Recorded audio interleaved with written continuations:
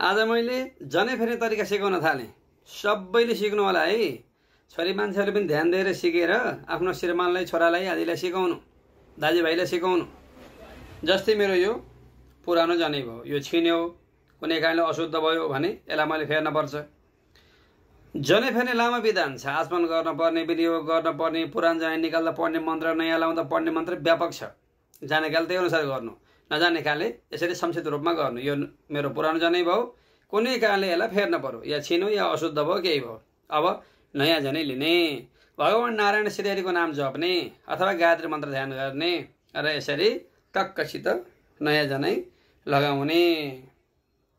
यसरी नयाँ जनै लगाउने। अब यो जुन पुरानो जनै छ यसलाई समात्ने र यसरी दाहिने हातलाई भित्र छिराएर बाहिर निकाल्ने।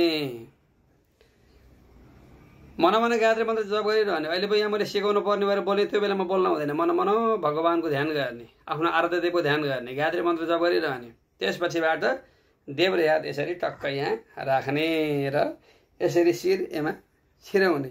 देब्रे दाहिने यहाँलाई जुन सजिलो हुन्छ त्यो छिराउन सक्नुहुनेछ।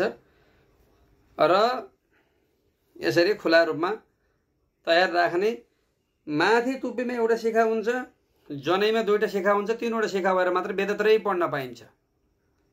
यो हाम्रो ब्राह्मण परम्परा, यो हाम्रो ऋषि परम्परा, यो हाम्रो वैदिक सनातनी हिन्दू परम्परा हो। त्यसैले माथिबाट लगायो भनेदेखि शिरोभागको शिखा नागिने, नाग्न भएन।